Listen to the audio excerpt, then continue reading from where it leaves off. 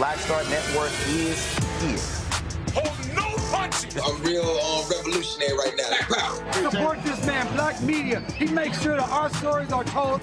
Thank you for being the voice of Black America, Roland. Stay black. I love y'all. All momentum we have now, we have to keep this going. The video looks phenomenal. See, this difference between Black Star Network and Black-owned media and something like CNN. You can't be Black-owned media and be scared. It's time to be smart. Bring your eyeballs home. You dig?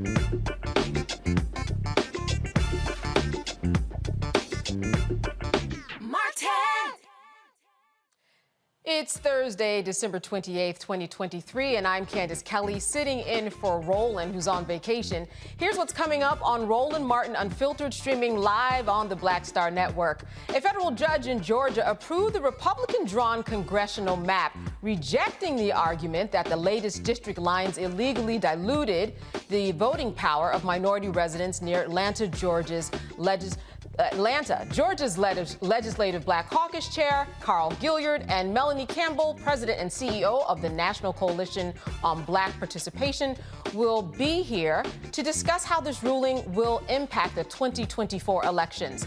An Amazon delivery partner records herself being attacked while trying to deliver a package in Texas, in a Texas apartment complex. I'll talk to Jemiah Miller about what happened when she was just trying to do her job.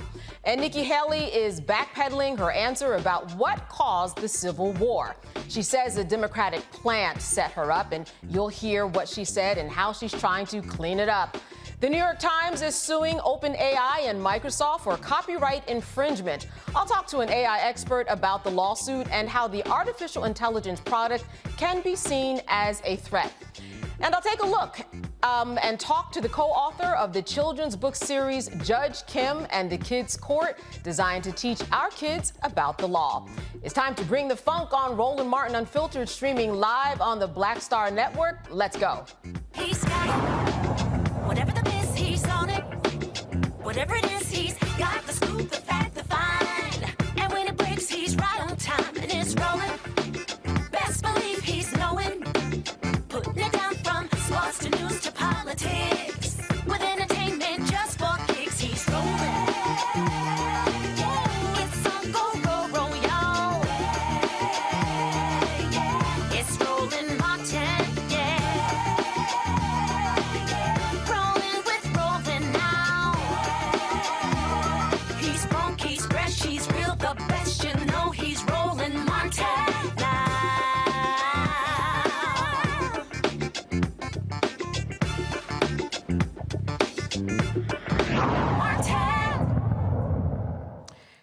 In Georgia, a federal judge ruled the new Georgia congressional and legislative voting district map that protects Republican partisan advantages is acceptable. Judge Steve Jones says the creation of a new majority black voting districts fixed illegal minority vote dilution, and that led him to the order that the maps be redrawn. Jones dismissed claims that the new maps failed to do enough to help black voters. The maps were redrawn in October in a special legislative session after Jones ruled that a prior set of maps illegally harmed black voters. The new maps will be used in next year's elections. They will likely keep the same 9-5 Republican majority among Georgia's 14 congressional seats, while keeping GOP majorities in the state Senate and House. Carl Gilliard, the Georgia Legislative Black Caucus Chair, and Melanie Campbell, the President and CEO of the National Coalition on Black Civic Participation. They both join me to discuss this ruling. Thank you so much for being with us today. Yes, indeed. You know what, Melanie, I wanted to start with you. What does this mean exactly for the 2024 elections? It means that we have to keep fighting, not just through the courts, but also through the ballot box. We've had mixed results when it comes to the redistricting cases. We've won some cases, Georgia, Alabama being one of them. But in Georgia, what this has done, if it stands, if the plaintiffs don't continue to fight, then this will be much more difficult, and it will actually reduce possibly a seat that is held by a black elected official, Lucy Macbeth. Makes it even harder for her to win in her district. I think it's District 6, north of Atlanta. And so we have to make sure that we're talking about building black power or sustaining it. The courts do matter, and we have to use the ballot to fight back as well. We know that we still need reform when it comes to the Voting Rights Act, and the next election, democracy is on the ballot, voting rights is on the ballot next year. So it's just another reminder that our voting rights are constantly being under attack, and this is just a proof of that. Even though what they should have done, they just didn't do the right thing. But that judge decided to continue to provide partisan advantage for one party. Now, Carl, the judge said in this decision that changes had already been made, and that satisfied him. How would you explain to someone exactly what went on in terms of how they were they were redrawn already in October, what that meant and how that doesn't really satisfy what's going on today in terms of voting blocks and Black participation? Well, it doesn't give us a representation of districts of color. Certainly, you have two state Senate seats that kind of look the same in reference to just being shifted around, so we don't get two additional state Senate seats. The congressional seat, prior, that has been said that Lucy McBeth kind of goes back into her old district. And then we have 5 that were supposed to be additional state seats, and that really gives us 3. We've got now white Democrats that are being coupled against each other that are going to have to run against each other in this upcoming election. As the Georgia Legislative Black Caucus represents over 3 million Black constituents, it's kind of displeasing and disheartening on today that this has happened. But we have to go back to our constituents to educate them on the power of the vote. And when we talk about the power of the vote, Carl, and I'll stay with you here, what are the next steps for your organization to make sure that people are educated, and how does that translate? We have to go and meet them where they're at. The Georgia Legislative Black Caucus, we went on the tour of For the People tour across Georgia. We toured Black farmers. We toured Black universities. We're going to have to lean on young leadership. We're going to have to lean on a new voting population that is disenfranchised with the 2024 election already. And now as we go into session in another week or so, now we've got to take time to educate and re-educate our constituents on why their vote is so important. This election is an election that is a mandate on democracy, and democracy is on the line. When you have a state that has a minimum wage of $5.15, but we say we're the #1 state in the nation to do business, we've got to do business with the people of Georgia. And so these maps, now we have to go back and meet the people where they're at and to encourage them and to educate them on why we need them to come out and vote. Melanie, when we talk about the maps and how things could potentially turn out in the 2024 election, what really is the worst that could happen if you could break down the numbers and how things perhaps will probably turn out, which is why this particular map was fought in the first place? Well, I would say this about Georgia. I spent half my time in Georgia and half my time in D.C. You can't count Georgia out. Black voters have had to come back again and again and again. We work really closely. I work closely with Helen Butler and Deborah Scott and Latasha Brown and Felicia Davis and many, many others. So I think the ecosystem in Georgia is very strong to fight back. Of course, Stacey Abrams and her groups. There's a strong political infrastructure in Georgia. Yes. These kind of cases make it harder, but I have faith, and as our brother just said, we have to just give people the information. Black voters are strategic with our vote, and we've always had to fight.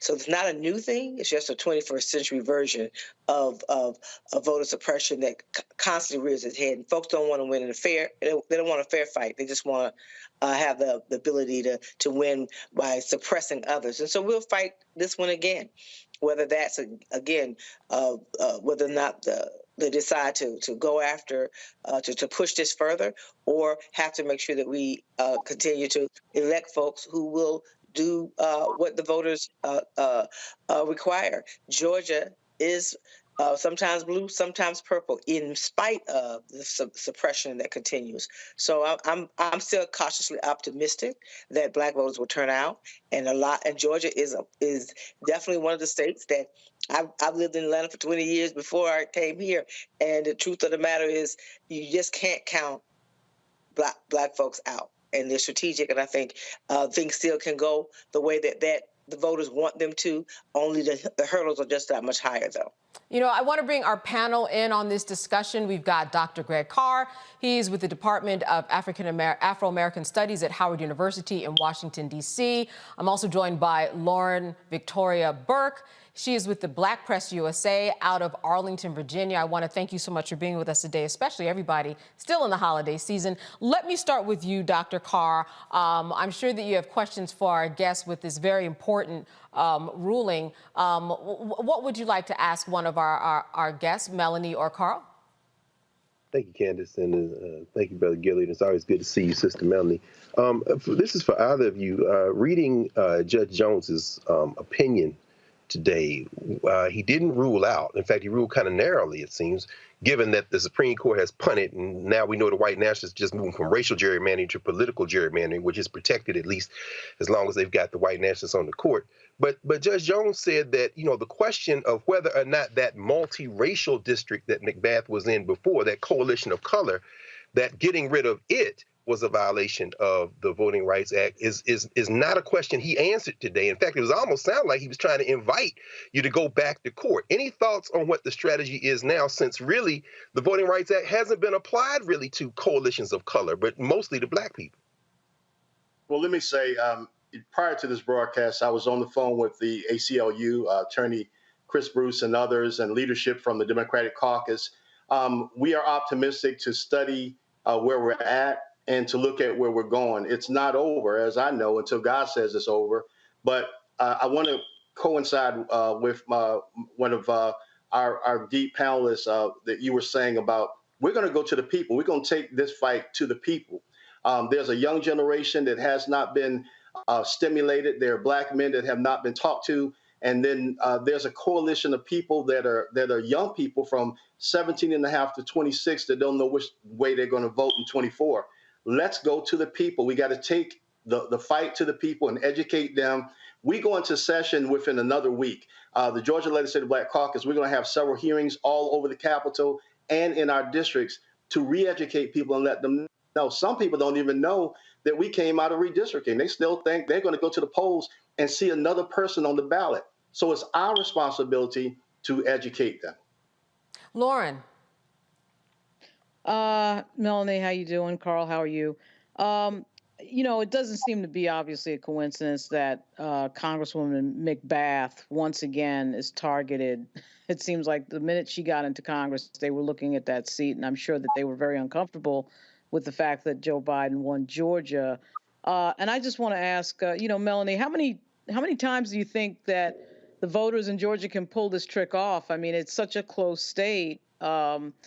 And the effort that it takes, the money that it takes to get everybody out is so difficult. So what do you think in general is going to happen next when we're hearing so much lately about a sort of lack of enthusiasm on the part of Black voters generally, not just Georgia, but just generally speaking? Well, first of all, I love that T-shirt you're wearing today. You'd like that.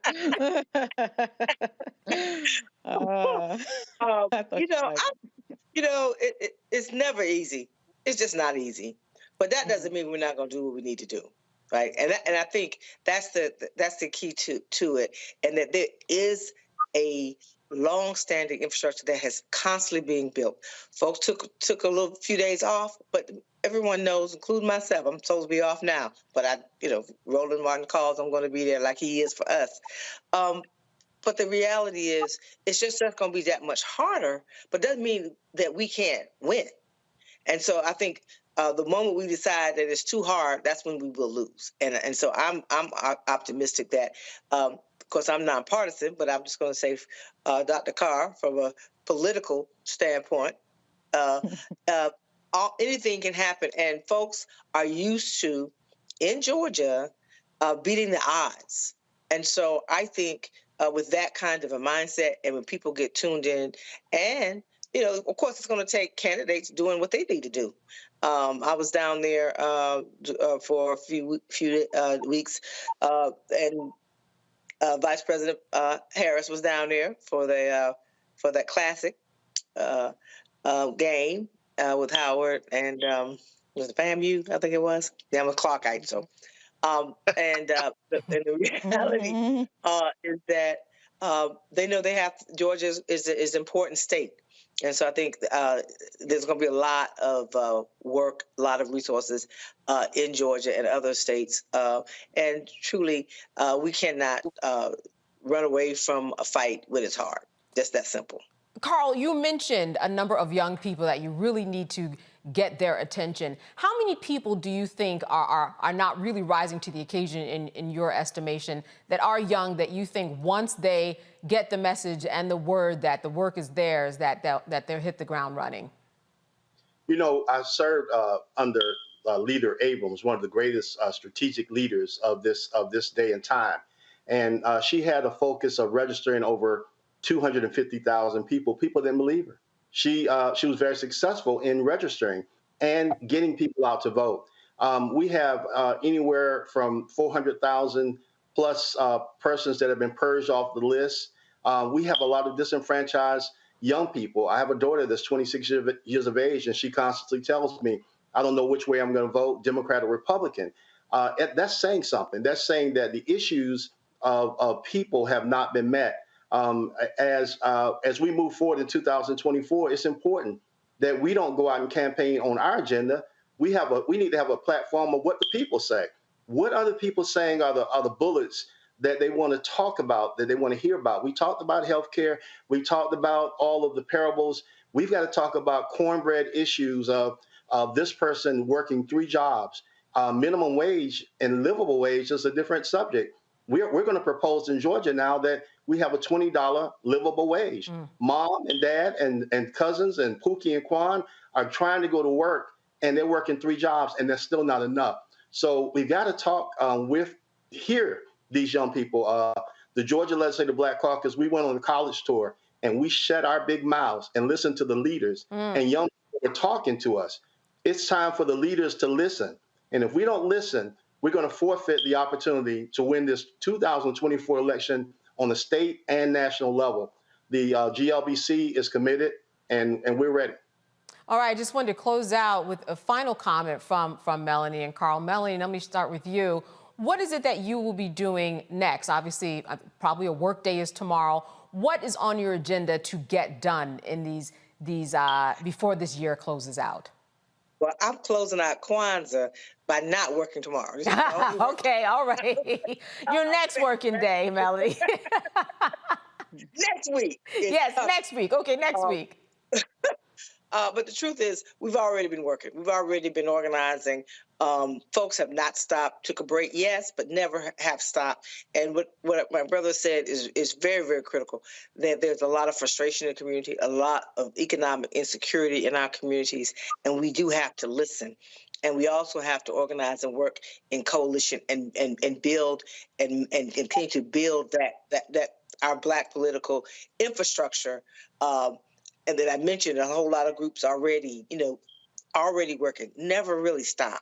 And so we have to work even more closely. So for us, the election started already. 2024 was happening in 2023. We spent 30 days in Florida with our Power to Ballot campaign. We're going to continue that during the primaries. We have to work through the primary season. A lot of times what happens when you have one party that doesn't seem to have a quote unquote real race, if you will, people tend not to pay attention. We are going to be working throughout the primaries and doing just that, doing listening, knocking on doors, the kinds of things that you have to go. It's harder work, it's more expensive work, but it's going to be even more important because people do have a level of frustration.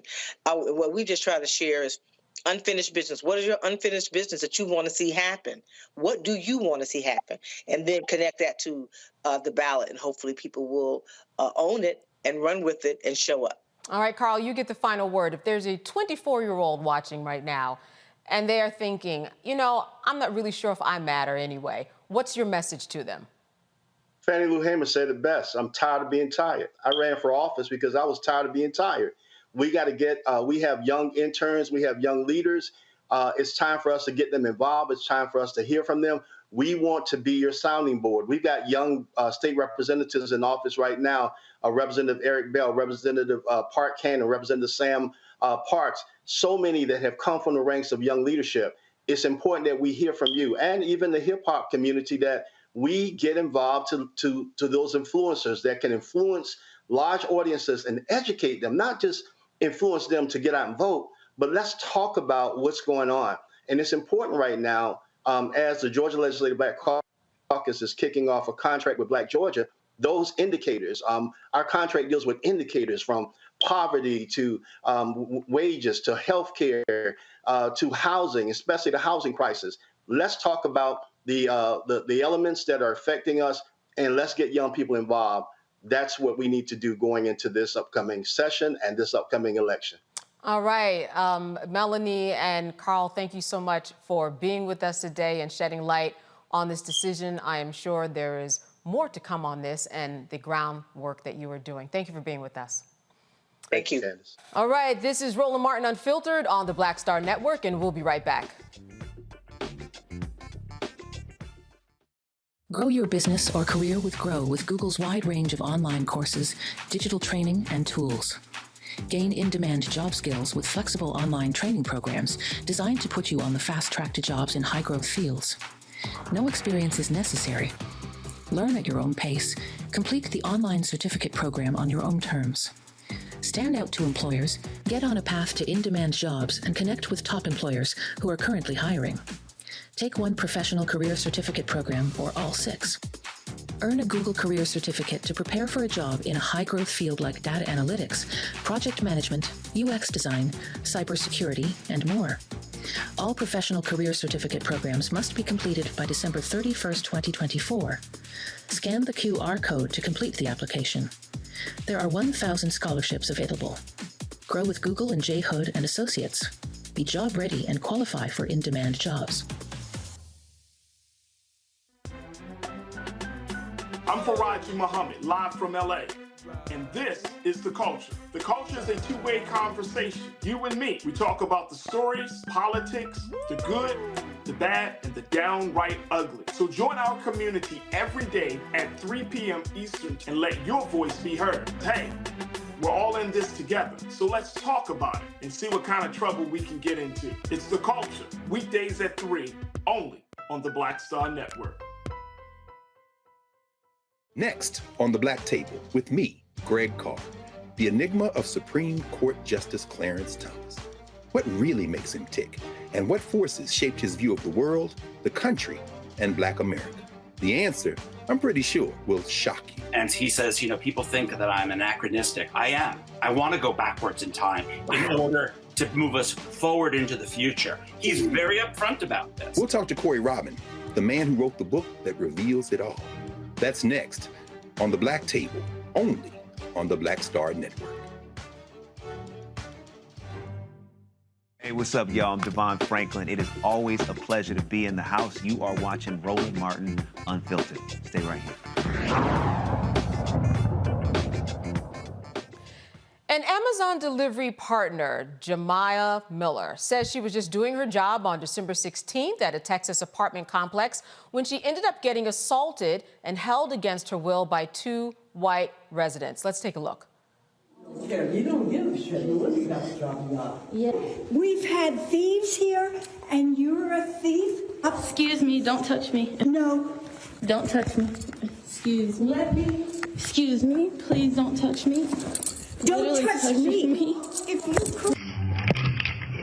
literally touching me. Okay, yeah, do that, please, because she's harassing me. Thank you. Please call security. Thank you. Please call security. You don't. Excuse me. You don't. You're. Excuse me, ma'am. Excuse me, ma'am. Excuse me. She's attacking me. Please call She's attacking me.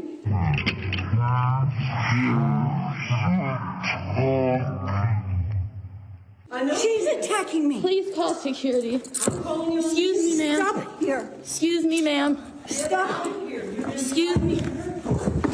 Excuse me, ma'am. Excuse me. Amazon. Do that, please. Oh, please do it. Jemiah Miller now joins us from Houston. Thank you so much for being with us today. I know that this had to have been a traumatic experience. First of all, how are you doing? I'm doing better since this did happen on December 16th, so I'm definitely doing a little bit better than that night. Right. And take us to that night. You were making a delivery, and as a part of that delivery, there were special instructions that were attached to go right to the door of the resident. And so what happened as you were trying to make this delivery?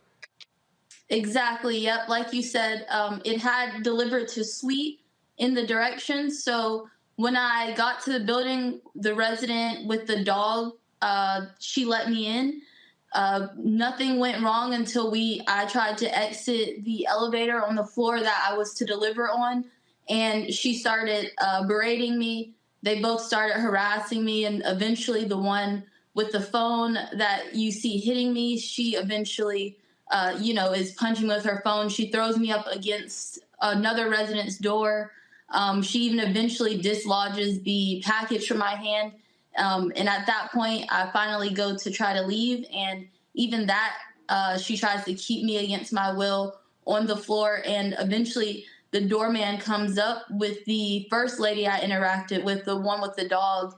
They finally get there. So the situation kind of de-escalates and I'm able to leave. But up until that point, I really had no idea how I was going to get out of the situation. And there's one part specifically in this video where she is saying you are hitting her, but she is clearly hitting you. I'm sure that in your mind, that must have taken it to another level.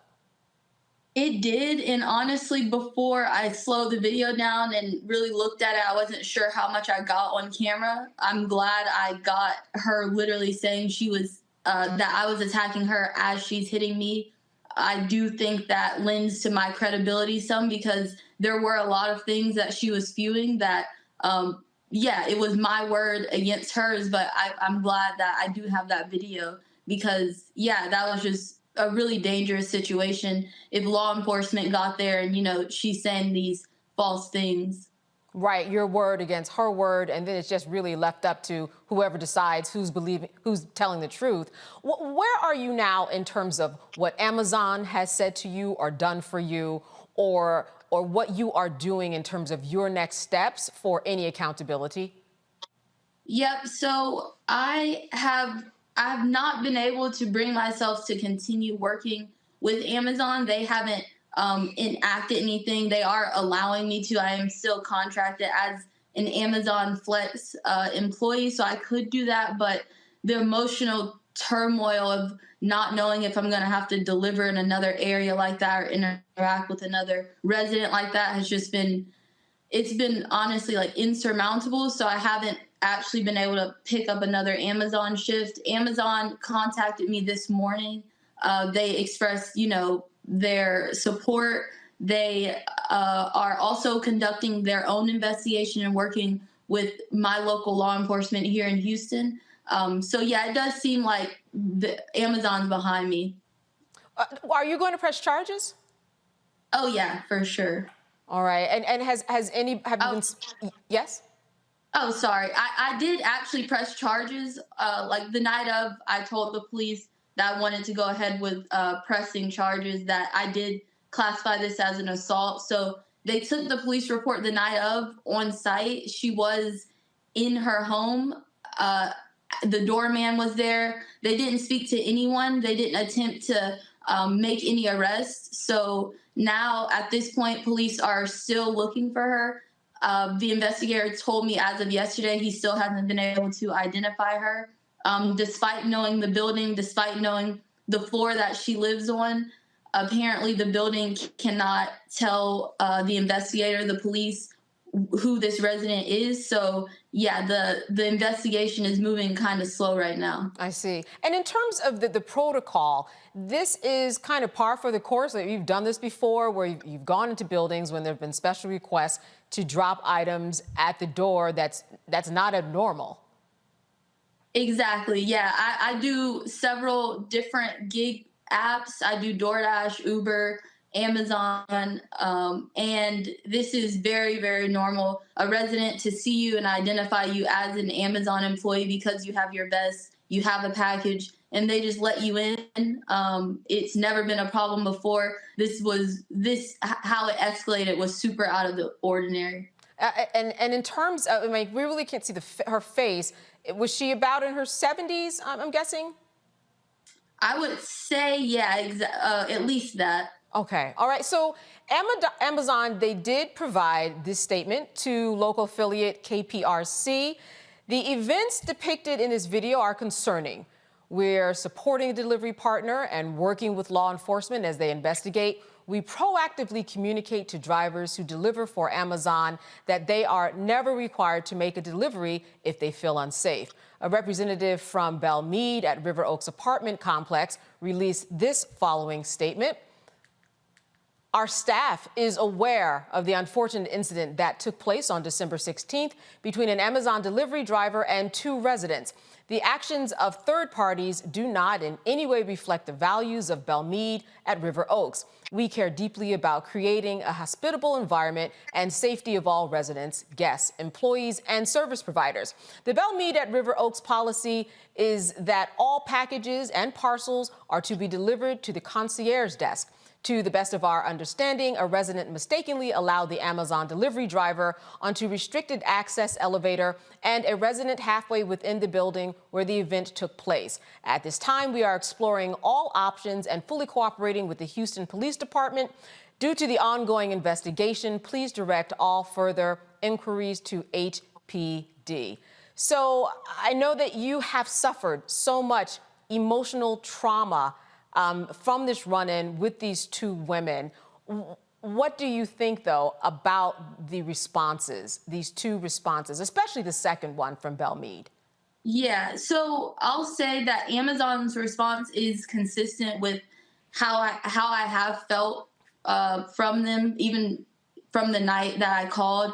I had to call their emergency dispatch, and they've always throughout this process been very supportive of me. I do know, like they said, that it is their policy that if you are unsafe and you can't complete a delivery, that it is okay to not complete that delivery. That's why when she did dislodge the package from my hand, I was like, whatever, I left. But the Belle Meade, I think, has had a very interesting response. They can do more. I do believe that this resident should be evicted and that process should already start taking place. The apartment complex has admitted that violence from tenants on their property is call for an eviction. So I do think that there is more that they could be doing, that they could be doing it swifter. I do believe that they are protecting this woman, and they're trying to protect themselves, honestly. So they hired this fancy PR to handle everything. They haven't reached out to me. They haven't made any statements that are in actual support. They're kind of doing the PR thing where they're just trying to cover themselves. So, yeah, I honestly don't really have respect for the response because it's not necessarily accurate. If they are doing all that they can and they're trying to handle this matter, I do think an eviction is in order for sure.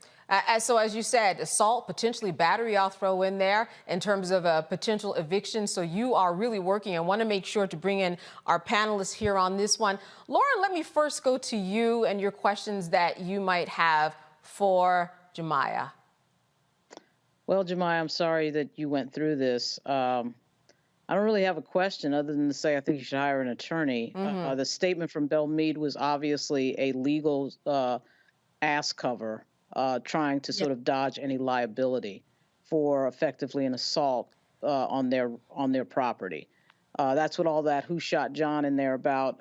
The packages have to be delivered to the desk, and you effectively snuck into the building. That's all nonsense. And I would have an attorney, and you have several very good attorneys in the Houston area, look over this entire situation. I am curious about the police. Exactly what is the disposition right now of the police?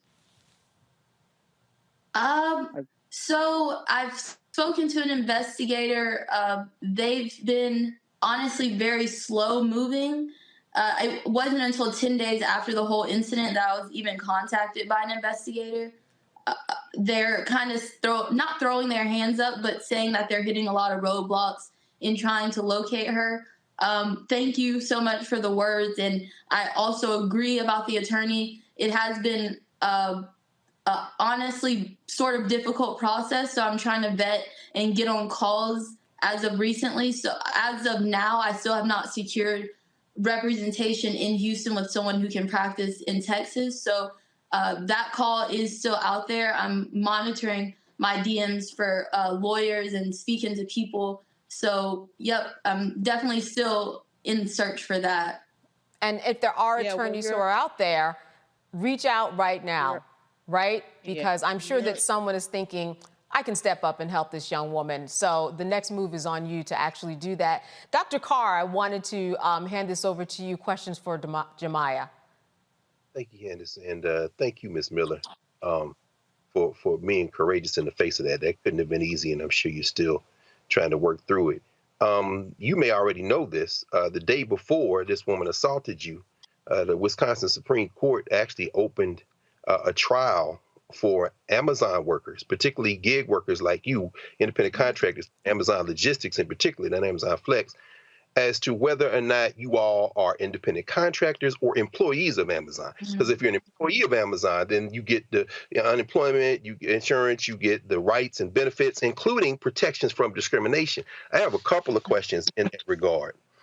Has Amazon said anything about their policy as it relates to what I think in terms of the Amazon chain of delivery is the worst job? Namely your job, that last mile thing, because people ask you to put something in front of their door, they don't say nothing about security codes, they don't say nothing about doing it. So you were very inventive to get there, you know what I'm saying? But you know, kind of echoing what Candace said and what Lauren said, the Amazon may be trying to work through it, but at the same time, if they don't extend you the protection literally to the front door, you know, I guess what I'm asking is, do you know anything about Amazon's policy toward independent contractors? That because they put you all in a terrible situation. If it does it extend literally to the front door? And then the second question is, any thoughts on whether or not Amazon should, you know, Amazon workers are unionizing all over the country, whether or not Amazon should treat you all like independent contractors or employees of Amazon? That's a really good question. And honestly, my personal feelings are that the gig economy and the independent contractor model is set up to be able to exploit workers and exploit people who need to take advantage of that, like myself, who need the money. But I could go on all day about literally, the independent contractor setup is not appropriate for what we have to do as Amazon Flex drivers. You are doing a job for Amazon. It is a complete and full job. So, you can't do what you want. You have to follow the rules. There is a schedule once you pick up the schedule. So I completely agree that Amazon's independent contractor, that whole structure, them taking advantage of this gig economy is convenient, and maybe also them being super supportive of me is a convenient position for them to take right now. I'm hopeful that they'll lend more support, and that if happy-go-lucky with them, that they'll keep on supporting and maybe even help out on the legal front, because they did mention that is their policy. If something violent happens, that they do a full investigation and decide that if on their behalf they need to pursue legal action against whoever committed the violent act against their employees. So that's all I've heard, honestly, just pretty vague.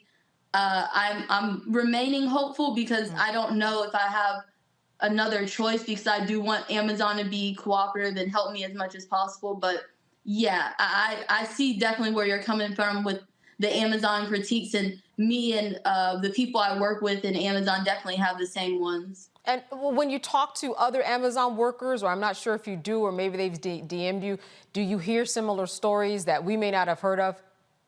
Oh, yeah. I keep on hearing stories of people saying, although it didn't necessarily get to the point of physical violence or nearly as bad. And some people say, yeah, the same thing happened to me, but I wasn't lucky enough to get it on camera, or a lot of different scenarios. So I do believe it is a rampant problem that, like you said, once we're trying to get packages to people's front door, that step, we're very vulnerable. There have been people, just all sorts of things, and there's no real emergency call button, or we don't have I know it seems extreme, but body cams we walk around with, anything like that, there's no protections on that front. So, I mean, I do think Amazon has a long way to go before people like me, the Amazon delivery partners, are made to feel safe. All right, well, we will be following up with you. And if there is anybody who, even if you know someone who knows someone, reach out because Jemiah is vetting people, looking for someone to assist her. You're in a very interesting situation where, again, you know, the whole employee contractor thing, you're just right on the cusp, and no one so far has stepped up for you fully. So hopefully that will happen. And I thank you so much for being with us today. Thank you so much. I really appreciate y'all covering it. Absolutely, absolutely, Jemiah. All right, Roland Martin Unfiltered will be right back here on the Black Star Network.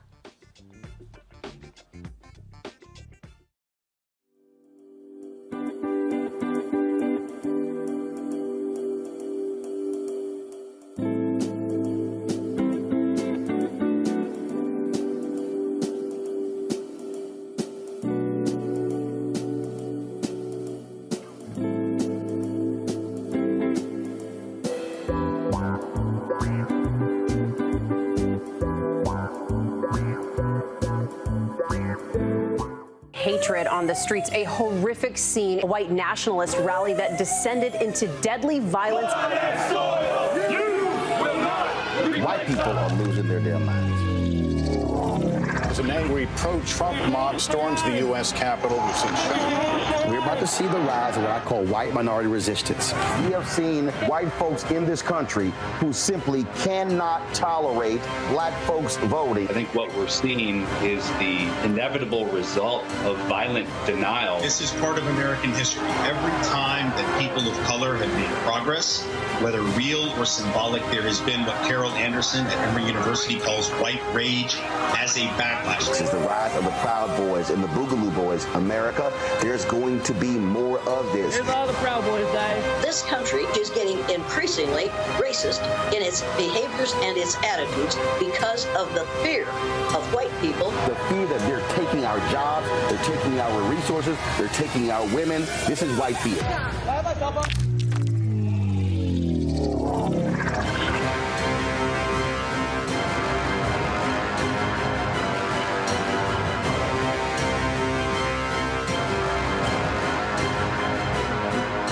Hi, I'm Dr. Jackie Hood Martin, and I have a question for you. Ever feel as if your life is teetering and the weight and pressure of the world is consistently on your shoulders? Well, let me tell you, living a balanced life isn't easy. Join me each Tuesday on Black Star Network for A Balanced Life with Dr. Jackie. We'll laugh together, cry together, pull ourselves together, and cheer each other on. So join me for new shows each Tuesday on Black Star Network, A Balanced Life with Dr. Jackie.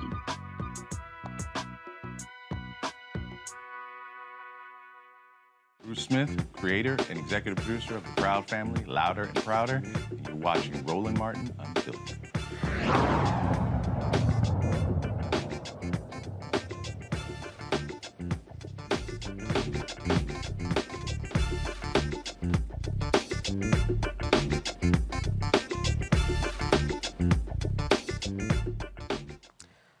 Republican presidential candidate Nikki Haley is trying to clean up her response after being asked about the cause of the Civil War.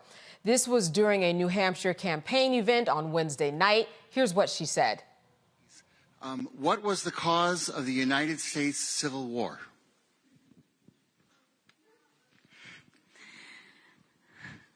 Well, don't come with an easy question or anything. I mean, I think the cause of the Civil War was basically how government was going to run, the freedoms and what people could and couldn't do.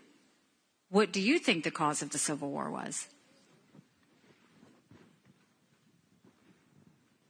I'm sorry? I'm not running for president. I want your view on the cause of the Civil War. I mean, I think it always comes down to the role of government. We need to have capitalism. We need to have economic freedom. We need to make sure that we do all things so that individuals have the liberties so that they can have freedom of speech, freedom of religion, freedom to do or be anything they want to be without government getting in the way. Thank you. And in the year 2023, it's astonishing to me, and you answer that question without mentioning the word slavery. What do you want me to say about slavery? Next question. All right, now here's Haley trying to clean up what she didn't say. About the Civil War. and what I think of the Civil War, what was the cause of the Civil War. Of course, the Civil War was about slavery. We know that. That's unquestioned, always the case. We know the Civil War was about slavery. But it was also more than that. It was about the freedoms of every individual. It was about the role of government. For 80 years, America had the decision and the moral question of whether slavery was a good thing and whether government, economically, culturally, any other reasons, had a role to play in that. By the grace of God, we did the right thing and slavery is no more. But the lessons of what that bigger issue with the Civil War are is that let's not forget what came out of that, which is government's role, individual liberties, freedom for every single person, freedom of speech, freedom of religion, freedom to do and be anything you want to be without anyone or government getting in your way. That should be the goal of what we always try and take away from that, right? Because we never want to return back to that place. But we always want to remember the lesson of what it means to be a free individual and that everyone deserves to be a free individual. So we stand by that. I say that as a Southerner. I say that as a Southern governor who removed the Confederate flag off the State House grounds. And I say that as a proud American of how far we have come. Today, she is alleging without evidence that the questioner was potentially a Democratic plant. All right. Dr. Carr, I'm going to start with you. What say you about her initial statement and then her cleanup? I love Nikki Haley. It gives you so much fodder, right? That's why you love her. Seriously, I love Nimrata Randhawa, her maiden name. I love Nimrata, whose father, Anjit, taught for almost 30 years at Voorhees College in South Carolina, at HBCU. I love Nimrata because Nimrata is, one thing about her, she's honest. When you look at, I think Shakespeare called it in Julius Caesar, the lean and hungry look. Look at her face. This is a woman who, this is a person whose ambition knows no bounds. One of the reasons I really love her is because she is indeed the face of naked political calculation. She says, I'm the governor who took down the Confederate flag. No, no, no. You should give that credit where it belongs, to the martyrs at Mother Emanuel, to Senator Clementa Pinckney, who was murdered along with the others there by the white nationalist who is still alive, as the cops took him to get some fast food meal before they put him in jail. And I won't even mention his name. But if you go back to 2015, anybody, you go on C-SPAN and watch the all-night debate that was had in the South Carolina legislature. Some of the most remarkable speeches and debate that I've ever seen in a legislature. The black women and men of the South Carolina legislature who took it to those hillbillies and got that flag down. Nimrata got a lot of political capital out of that. Reverend E.X. Slave was the nickname of the brother who for years took a ladder, a step ladder, and tried to take down that Confederate flag, and failing that, tried to set it on fire. Shout out to the people in Columbia, South Carolina, people like my friend Bernie Gallman and Jerome and a lot of the brothers and sisters out there who remember this brother, and also to our young sister who climbed the pole and took that flag down, finally got it down, and the next in the tradition. So Nimrata gets a lot of credit, but she has never finally shrunk from taking credit for other people's deeds. And that damn Confederate flag, she's wrapped herself in taking that flag down. But one of the reasons finally I love her is that she, in the face of naked ambition, makes it very clear that white nationalism comes in many colors. Nikki Haley is a white nationalist. And whether it be Taman Clare for something Bree Newsom triggered, or for something that Roof triggered when he massacred the Charleston Africans there, she understands that in South Carolina, it's the war between the states. In South Carolina, as in Tennessee and Georgia and Mississippi, it is the war of northern aggression. that the daughters of the daughters of Confederacy fought a textbook war from around 1900 to about 1940 to make sure that the textbooks taught that. And when her family came here, even though they lived off the money paid to them by black people at a HBCU, that ain't stopped their daughter from saying, I fully embrace white nationalism too. We must roll over Nikki Haley like the sea, because she can't be redeemed. She can't be reformed. She must be removed politically. So this was no surprise, right, for you. Lauren, I am wondering, she fell down. Did she get back up by trying to redeem herself? Not really. You know, I'm not really completely sure that she's a white nationalist. I really think she's sort of a dummy and an airhead at the end of the day. I don't really think it's that complex. I think she was trying to pander to the Trump voters. And when you're trying to pander to the Trump voters, you ultimately have to be lying. And so I actually am confused. Her follow-up tells me that she may actually not know the true history of the South. I mean, you do want to believe that she does know the history and she's smart enough to dodge it in that particular setting. But I'm not sure about that, because there's a lot of people who are taught a bunch of nonsense when it comes to the Civil War in the United States, and she may be one of those people, even though her father was an educator, because he may have been teaching a bunch of nonsense as well. Who knows, right? Because this is the United States where we dodge these questions. You know, to repeat what Dr. Carr said, this was the woman that was standing by the Confederate flag until 9 black people were murdered at Mother Emanuel, and then suddenly had a conversion. And that's why the conversion happened, because 9 people were murdered at a Bible. 9 black people were murdered by a white supremacist at a Bible study. That's what it took to wake Nikki Haley up, right? And so this is what you see when you get people who are afraid to speak the truth, and truth to power, which we are not in a truth to power era. We're in a mob rule era right now in American history.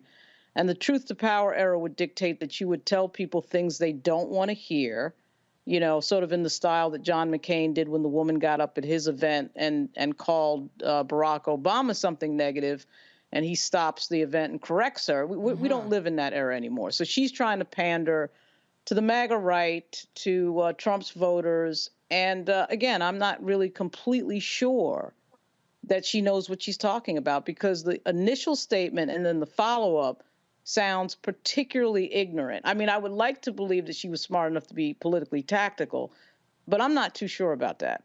I think it's very interesting, too, Lauren, that they fed her the information and said, what about slavery? And she said, well, what about slavery? And also had the time to Google or have somebody who was an assistant of hers give her some information before she made that second statement. You know, Dr. Carr, do you think that this is something that's indicative of how she will go about in terms of her campaign, in terms of what you feel about her and what she is doing right now in this moment? Because she certainly is surging at the polls. Yeah, see, that's tough. I don't know. And this is a very interesting conversation. Her parents ran a business in black community in South Carolina as well. I'm not sure. Now, if you take them out of the United States and take them to India, then you're going to get a conversation about caste, about the Dalits, about the untouchables. And let's be very clear about this. These are not black Indians. I'm talking about the Indian subcontinent. So there's a conversation of race that's global as it relates to this. I'm not sure that she can course correct. I agree with you, Lauren. She's not particularly bright. She's certainly not astute politically, but I do think, given that she was born and raised in South Carolina, given that she has been in politics in South Carolina for an appreciable amount of time, that this isn't naivete. If I had to speculate, I would speculate that the person that asked me that question wasn't with the White Nationalist Party, wasn't with the Republican Party. Could have been a plant. But that is exactly the point, because if you're from the South, or if you know anything about this conversation, you know that they call it the War of Northern Aggression, the war between the states. So the response to what the cause of the Civil War is, the correct response politically, is to say that it's about states' rights. She was not wrong there. But in trying to square the circle, what began to be revealed is that she can never be ready for prime time in a country where she is using race as the center of her political appeal. I don't think that she doesn't know South Carolina history. You can't live in South Carolina, quite frankly, and not that language. I think that doesn't play on the road as DeSantis is finding out. So I think her presidential ambition is dead in the water. But we're going to unfortunately have to smell it until it's finally over. And that's just a stench that, we're just going to tolerate. And you're right. When it comes to the Civil War, they fought to try to determine whether or not the states had the right to do what they could have done in terms of slaves and the economy, and whether or not it should exist or not. But it seems like she just didn't want to say the word slavery, right? It's like she danced all around it. Now, Lauren, I'll piggyback off of Dr. Carr. What do you think about her saying this could have been a plant? Who cares if it was a plan or not? Your answer would remain the same whether it was a plan or not if you have a brain in your head. It doesn't matter whether the person is a plan. What matters is what you say. Doesn't matter what everybody else is saying. You're trying to project yourself as a leader, as somebody who wants to be the president of the United States. So who cares, whether or not it was a plan? The fact that she's surging against a guy who was quoting Adolf Hitler the other week and another guy who's trying to dismantle Black history in Florida is an embarrassment in itself, because in this group, Chris Christie actually looks like a profile in courage, because her entire MO is to try to avoid, to avoid pissing off Trump's voters. That's what this game is. And so you're always going to look ridiculous because, of course, there is no way to win that game unless you go full on against Donald Trump, which is what Christie is doing. Now, he's not winning. Who knows what would happen if she at least had the guts to stand up against Donald Trump in full. But, she's not brave enough for that. There's not enough courage there for that. She's trying to do this dance and play this game. And that is why you got this ridiculous answer that is insanely embarrassing. I have no idea why these people think that, there's not a video rolling or something like that. I mean, she looks ridiculous, absolutely ridiculous. All right, more to come on Nikki Haley, certainly, because, in fact, she is surging at the polls. We'll continue to follow that story. You are watching Roland Martin Unfiltered on the Black Star Network. We'll be right back.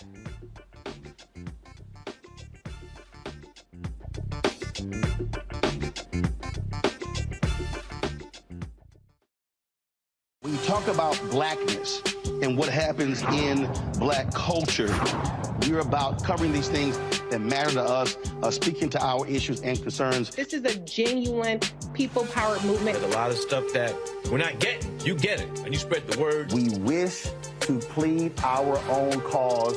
Too long have others spoken for us. We cannot tell our own story if we can't pay for it. This is about covering us. Invest in Black-owned media. Your dollars matter. We don't have to keep asking them to cover our stuff. So please support us in what we do, folks. We want to hit 2,000 people, $50 this month, raise $100,000. We're behind 100,000, so we want to hit that. Y'all money makes this possible. Checks and money orders go to P.O. Box 57196, Washington, D.C. 20037-0196. The Cash App is $RM Unfiltered. PayPal is R Martin Unfiltered. Venmo is RM Unfiltered. Zelle is RolandSMartin.com. I'm Dee Barnes, and this week on The Frequency, we talk about school-to-prison pipeline, book bans, and representing for women's rights. The group Moms Rising handles all of this. So join me in this conversation with my guest, Monifa Bandelli. This is white backlash. This is white fear that happens every time Black people in the United States help to walk the United States forward towards what is written on the paper. Right here on The Frequency on the Black Star Network. Farquhar, executive producer, Proud Family. You're watching Roland Martin Unfiltered.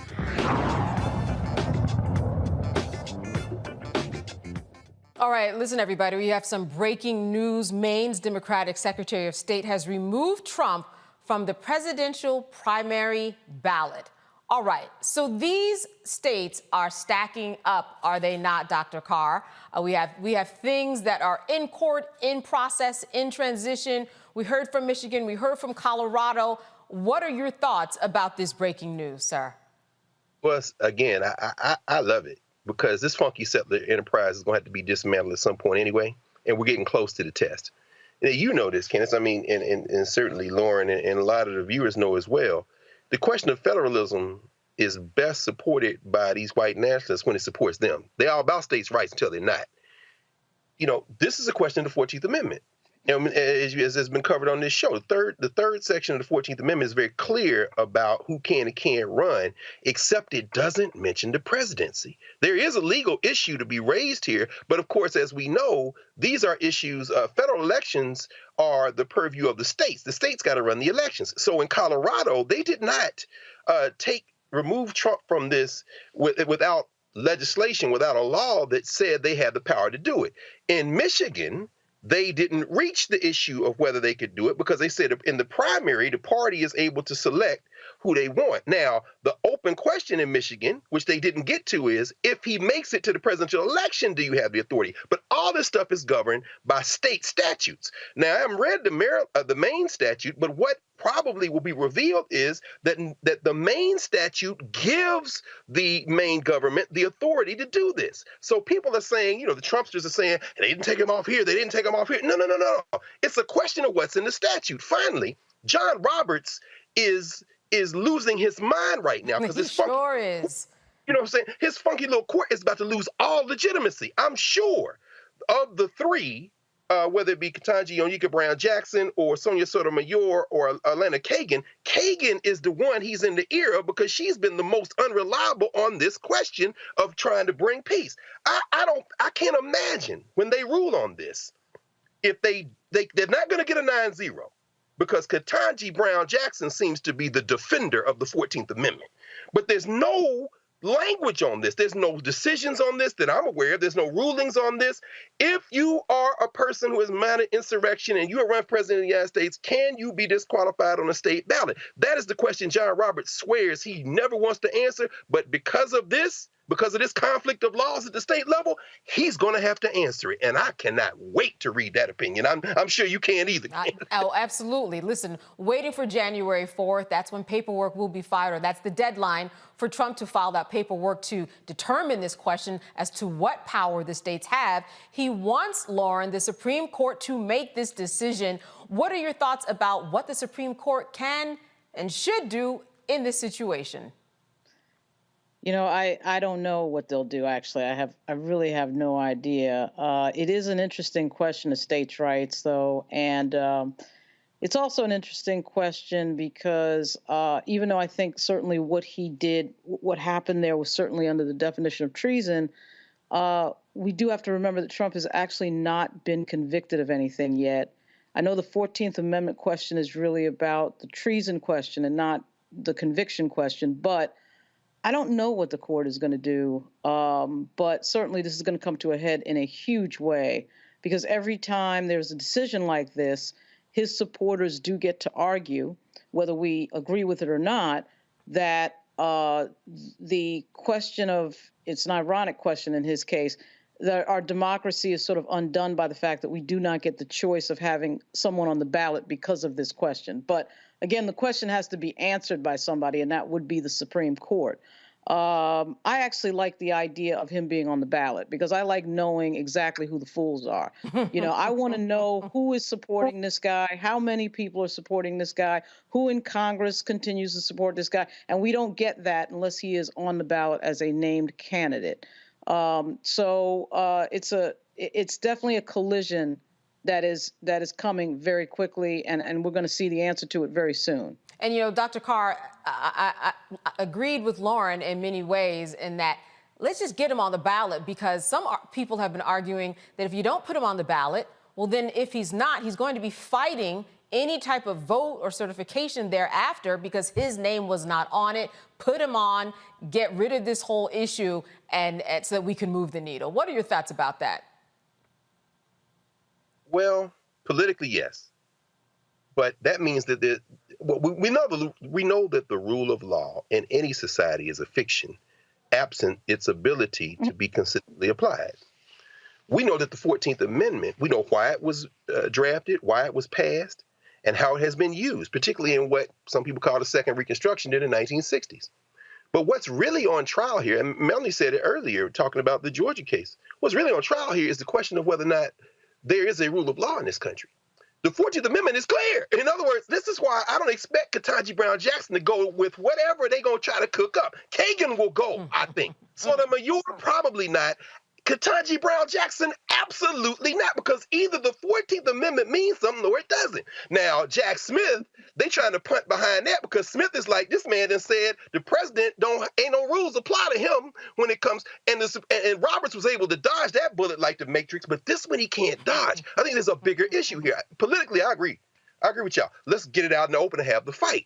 But if you don't have any rule of law that means anything, see, let me just end with this. See, what these white nationalists count on is the rest of us believing in the fiction that the law means something. Now, the minute we stop believing that, oh, baby. And this is what's at trial. If the 14th Amendment don't mean nothing, then let's fight. Right. Either it means or it doesn't. You know what I'm saying? The minute we walk, look, Langston Hughes said it, the Negro, meek and mild. Beware the day they change their minds. We all have been saying it don't mean nothing. Roberts is not sleeping at night because this is the case. This is the test.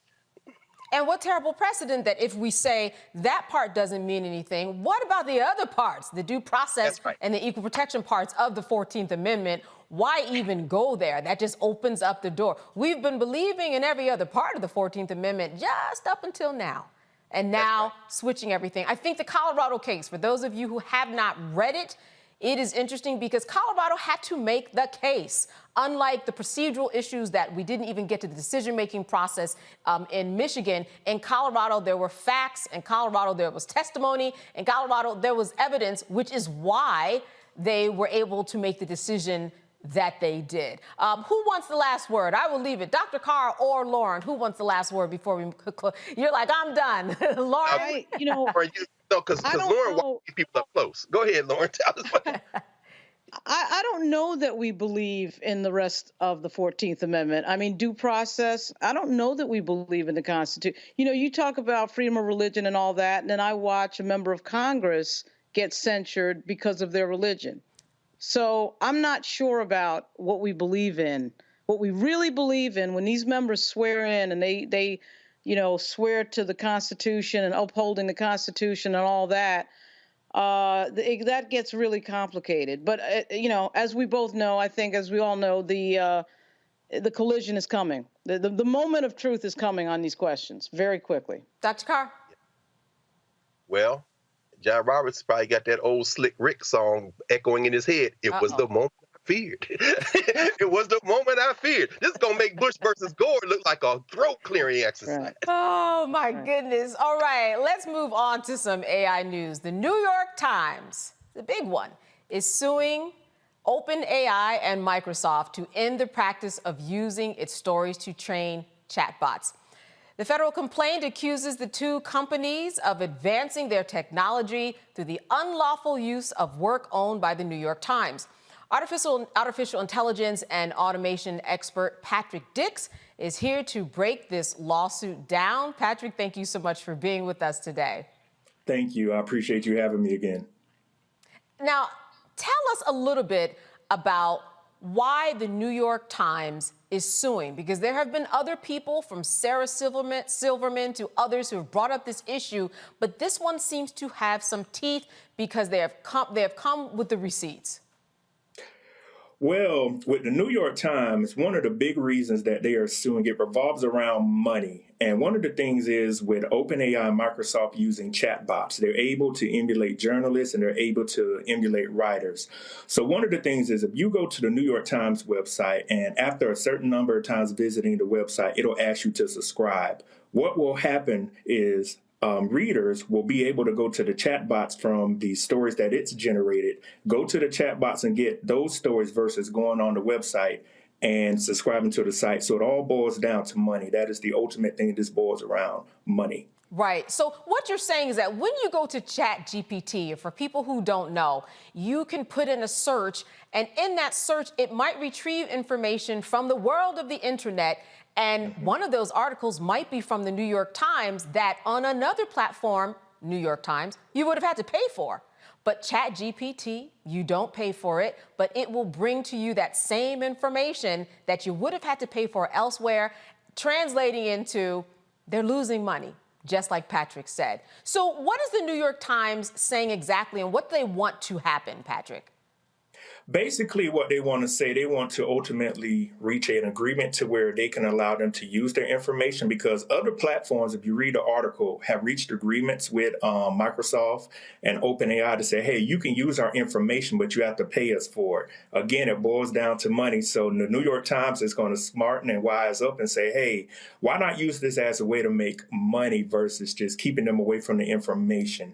And that's what New York Times is arguing about now. Should we get compensatory damages, or should we just take this to court? Because there are no rules or regulations that stop this from happening. And this is the gray area of artificial intelligence. And we must have regulations put in place to prevent this from happening, because this will continue to happen. And I could see cases like this reaching the Supreme Court to have them rule on it. Absolutely. In due time, the Supreme Court is ultimately have to decide on AI. You know, I think what's interesting about what the New York Times has also said in their argument is that when you put a search in ChatGPT, it spews information based on the New York Times, but that information is almost identical to the articles, and that's another issue. So now you have this information that you've generated a search for, and it reads almost exactly like the original article itself. So they are kind of on the fence about whether or not this actually makes sense for them. What do you think, Patrick, about this idea that if you do put a search in, that generated search actually retrieves something different, something that really belongs to you all of a sudden? Well, I spoke to a lawyer friend of mine about this earlier, about how the New York Times, they do have legal grounds to sue for intellectual property and copyright infringement. And what people don't realize, when you go to ChatGPT, just like when you do a Google search, it holds your IP address and it remembers where that information came from. So when you see people online saying, hey, I'm going to use AI to generate an image, or even when you use ChatGPT, because what people don't know about ChatGPT is eventually you have to pay for it if you want to get different results. So every time you go to ChatGPT, you're actually letting it get a data set. It's going out to other data sets, It is learning what you're searching for, and it's going out to pre-existing data sets using machine learning. So it is learning, hey, this person looked for this person looked for that. And even if it was to go on another article, let's say the New York Times, or to go on to the Wall Street Journal, that is the gray area to where, hey, is this copyright infringement, or are we stealing someone's intellectual property? That is the defined gray area that has not been discussed legally or in court yet. And another gray area that I want your opinion on, Patrick, is who is actually doing the infringement? Do you blame the person who's actually doing the search equally to ChatGPT, or do you think that ChatGPT is the heavy in this situation? Well, the person doing the search, they don't know they're infringing on someone's IP or copyrighted material. I blame OpenAI, ChatGPT, Microsoft, those companies, because they know they're going to have end users. Millions of people a day go on ChatGPT to have assignments written. They look for information. They have reports written. So the actual person does not know they're violating the law. But OpenAI and ChatGPT and Microsoft, all three of those constituents know they are breaking the law. But they want people to use their service to keep coming back. And eventually, as we all know, it boils down to money to get people to get a subscription with them to keep being fed this information. Lauren, I went online the other day and someone sent me a link. It was a news reporter in a studio. She was, doing stories. Her voice was over video, just like we see. This was not a real woman at all. She didn't exist. I mean, in the world of journalism, this is something that we are really having to grapple with. What are your thoughts, especially from your journalistic perspective, about AI and the way that it's being used and showing up everywhere? Well, one of the things is, you all were talking about the political atmosphere earlier. One of the scary things is about chatbots. They learn from data sets. I talked about this with Roland earlier with the AI executive order. This information is learning from pre-existing data sets. So what can happen? We can have a group of people have information generated for them and they do not contest it, because we know people take things at face value. So a journalist right now will not even have to write an article and they can sway people to vote left, right, down the middle, whatever their political affiliation is. But in the field of journalism, I've talked to journalists and told them, your field is going to be greatly impacted by artificial intelligence. You must retrain. You must learn how artificial intelligence works. Use your communication skill set to keep yourself employable because artificial intelligence is here. It's not going anywhere. It is going to get more sophisticated. And the key word is it's going to get cheaper to use. So many companies are going to implement it more. So, Patrick, I'm going to turn this over to the panel right now. Lauren, who is a journalist, I am sure that you are feeling this encroachment, are you not? Not yet, but I think certainly the technology threatens the entire franchise in terms of anytime you have a technology that can duplicate the content that you're producing, which it hasn't gotten to that point yet. But the strategy to get even more granular about what you're writing in a way that would be very hard for any machine to duplicate has become sort of the new strategy for a lot of hyper-localized news organizations and platforms. The thing I think about is that I've never seen big tech lose a case yet. I have not seen them lose a big case yet. And one of the big issues that has been out there for years, it's never been fixed yet. Canada fixed it, but we haven't fixed it, is platforms like Facebook using other people's content to make money and sell ads against when they're not producing the content. That's been going on for years. Nobody's stopping that, and that train is just going down the track. But I do think that it's going to be interesting to see how the New York Times is going to argue how that their uniquely valuable works created by them is not, in fact, a new work created by a machine that is very clever, creating a separate thing. Though they're arguing it's based on their work, one could argue that about almost anything in journalism that is a rewrite. That's right. The Associated Press does rewrites all day long. Journalists do rewrites all day long. There's very little original reporting generated by a reporter. It's usually a rewrite of somebody else's work. So I'm not sure why that wouldn't be a copyright infringement. Microsoft has taught a machine how to do it. That's what we're talking about right now. And so I think it threatens the entire franchise if you're the New York Times, but if you're a small news organization that's found a niche that is extremely difficult to copy, that's how you would evade this type of issue. I do want to say that Facebook has settled a few lawsuits that have amounted to very little money individually in terms of using your information for advertisement, but that still does continue in many different ways that has not appeared in the courts. Dr. Carr, comments or question for Patrick? Thank you, Candace, and thank you, Brother Dix. I mean, I have so many questions that I, as a professor, understand that my chosen profession is getting ready to go the way of the dinosaur. I just finished grading papers a couple of weeks ago, and you know the Chat GPT papers. They're well written if they spend some time, and they don't reflect at all. Then the students I'm thinking about, no, you didn't write this because I see in class. So either I'm going to have to resort, you got to write this paper in front of me, out your hand on some paper and give it to me old school like when I was a kid, or you can just acknowledge that along with journalism, along with entertainment, along with screenwriters, script writers, intellectual workers are about to go the way of the dinosaur. With that in mind, and I know this help me with this. Like I said, I had so many questions. This Sam Altman business at OpenAI, is there something called open general intelligence? In other words, a computer solves a problem that isn't based on data that was put in it and it scared the hell out of the people. And they say, wait a minute. It's now thinking independent of the data we put in it, which is what that Altman business was about. Because Altman is like, we can make all the money in the world. My question is this. What is the New York Times interest in this beyond the kind of financial interest? Because I'm assuming that at some point they're going to replace most, if not all, of their workforce with intelligence. In other words, and how are the interests of the people who actually do the writing, like a Lauren Victoria Burke, come? Because I'm not assuming the New York Times interest is the same as the interest of the people who write for the New York Times. Well, their interest could be, as we all know, revolves around money. The New York Times could create their own software and license it to other newspapers, or they can buy out other newspaper companies and say, hey, we have our own software. We'll license it to you. We'll patent it.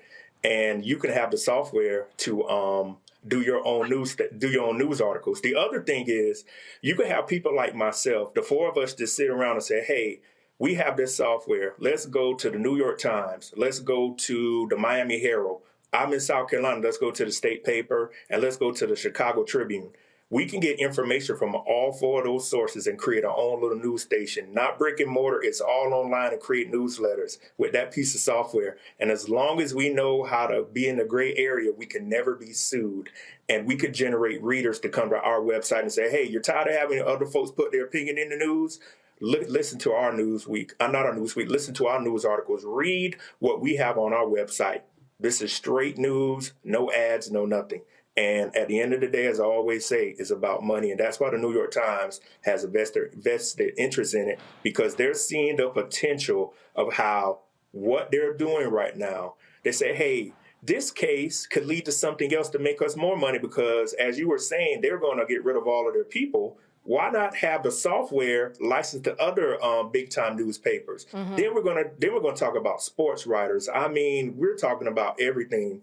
You know, it's already going to encapsulate several repetitive jobs. So if you can have people generate an article, perfect example before I finish, you all were just talking about with Trump in Maine, artificial intelligence could have wrote an article in about 4 or 5 nanoseconds. Sure. Just the time it came out versus a journalist having to verify the information is correct. And as we all know, people, once they see something at face value, they take it with it and run with it.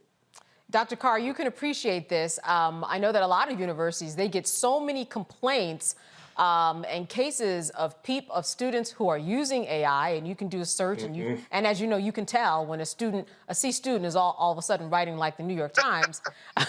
That's a first giveaway. But some of these schools are saying, we have so many cases, we can't do anything with them. We're a school that needs to run the school, and if we spend our time on all of these cases, it's going to slow down what we are even here to do. Now, Dr. Daniel Black down at Clark University, spoke to him a few weeks ago, and he said what you just said, Dr. Carr. He has his students right in front of him, longhand, with a pen, to make sure that that work is theirs. I said, well, that's a solution. That is a solution. Well, I mean, it is. And, you know, I know Dan for 30 years. We laugh about that because that is a solution. But here's the thing, Candace, and help me, because, you know, I don't know if you've seen anything in the courts on this, because it doesn't seem like there's nothing out there. I don't know how they're going to rule on this. But we're on the verge of a restructuring of all these institutions. And, you know, Brother Dix, when you put it that way, you know, like you said, they're fighting over how they're going to be able to make money in this intellectual property. I don't know, Candace, how do you think the courts are going to sort this out? Because even at a point where, and you're talking about universities, they're not just talking about students. First of all, the plagiarism software can't catch it. Right. So you get that.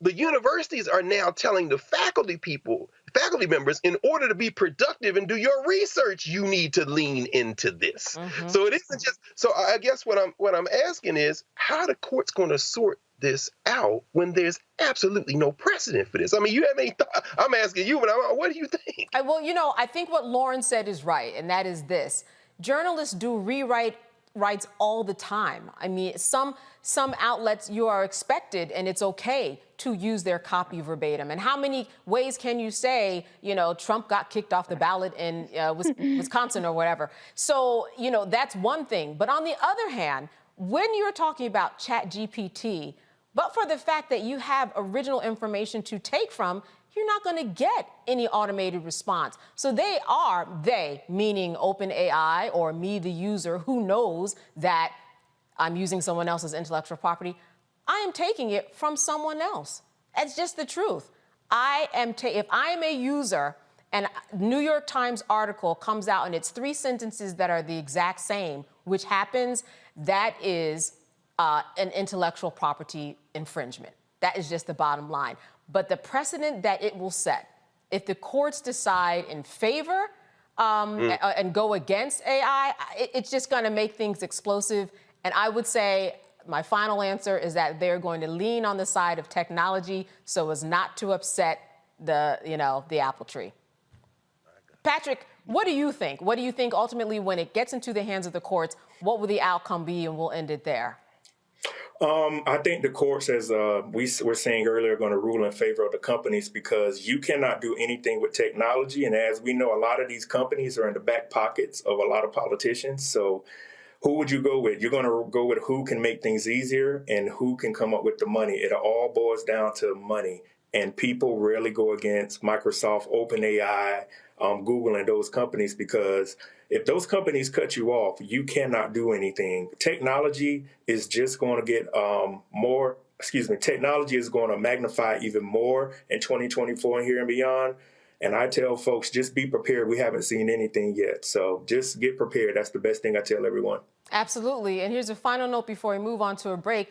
United States want to compete with other countries, right? So there is no way that we are going to put ourselves behind other countries and not advance ourselves in the world of AI. We are not going to stop that ship from floating. All right. First of all, I want to thank you for being with us today, Patrick, all your information and shedding light on this whole AI New York Times lawsuit. Good to see you. Thank you. I appreciate it. Absolutely. You are watching Roland Martin Unfiltered on the Black Star Network. We'll be right back.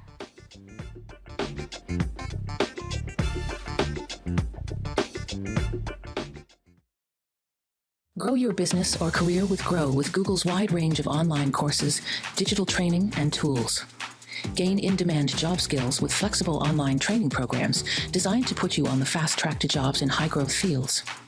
No experience is necessary. Learn at your own pace. Complete the online certificate program on your own terms. Stand out to employers, get on a path to in-demand jobs, and connect with top employers who are currently hiring. Take one professional career certificate program or all 6. Earn a Google Career Certificate to prepare for a job in a high-growth field like data analytics, project management, UX design, cybersecurity, and more. All professional career certificate programs must be completed by December 31st, 2024. Scan the QR code to complete the application. There are 1,000 scholarships available. Grow with Google and J. Hood and Associates. Be job ready and qualify for in-demand jobs. I'm Dee Barnes, and next on The Frequency, we're talking about the rise in great Black literature and the authors who are writing it. Joining me will be professor and author Donna Hill, discuss her writing journey and becoming a best-selling author. I always was writing, but I never saw anybody that looked like me in the books that I was reading. Plus, her work with the Center for Black Literature and next year's National Black Writers Conference. That's right here on The Frequency on the Black Star Network. Me, Sherry Shepard, and you know what you're watching, Roland Martin Unfiltered.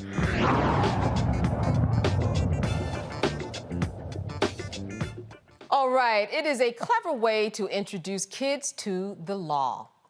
The Judge Kim and the Kids Court Book series is described as an innovative and highly entertaining series that teaches kids problem-solving skills and how to think outside of the box. Well, Sean Martinbrough is one of the co-authors of the series, and he joins us to explain why this kind of book is essential for our youth. Thank you so much for being with us. Thank you so much for having me. Absolutely. First of all, what a nice concept. And I say that. I went to law school, didn't have this growing up, but it would have been nice. You know, this doggy defendant, right, is the subtitle of this, Judge Kim and the Kids Court. Some really cute ways to teach young people about the law. There's a whole series of books, but we're focusing on this one now. How did you come to this? Well, I've been working in the comic book industry for over 20 years, and so I'm a natural-born storyteller. And also, I'm a huge law television show. So LA Law, Law and Order, The Practice, all those shows, I just grew up just inhaling those. And so I had a friend who's a lawyer, and I used to always say to her, listen, you know, I heard that if the cops stop you, this is what you should do. And if this happens, this is what you should do. And then she was like, that's not at all what you should be doing. You have no idea about the law from watching lawyer shows. So that got me thinking that your average person probably does not know about the law. And if you think about it, lawyers run this world. They run, there are presidents, our senators, our congressmen, and women. And so I thought about, okay, well, since I spent so much time drawing stories for Marvel and DC Comics featuring characters like Batman, Black Panther, I could apply those storytelling skills to come up with something that could teach our kids about the law in a fun way.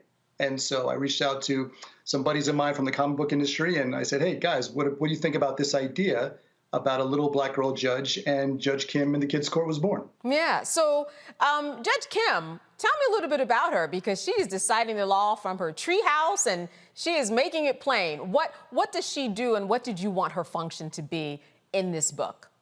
Well, Judge Kim is a fun character because basically she's your average little girl in the neighborhood. And one day she goes to work with her mom, who's a judge.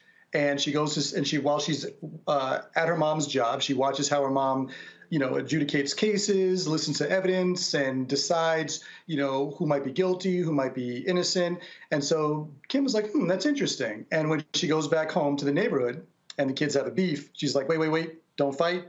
Let's take this up to my treehouse. Let me know, present the evidence to me, and I'll figure this out. And so that's pretty much who Kim is. She basically is your average kid who paid attention to what her parents were doing as a career and applied that to problem solving. So you have a series of books here. What number am I looking at here? Is this number 7? No, we have 2. So which one are you holding? Let's see. I have the Doggy. I have several copies of the Doggy Defendant. Okay. Yes, I have the Doggy Defendant. Yeah. So Doggy Defendant is the second book. The first book is actually the case of the missing bicycles. So this is pretty much the setup, and then part 2 is what you're holding up right there. So what do you want young people to get from this, or what is the expectation that you hope they get from it?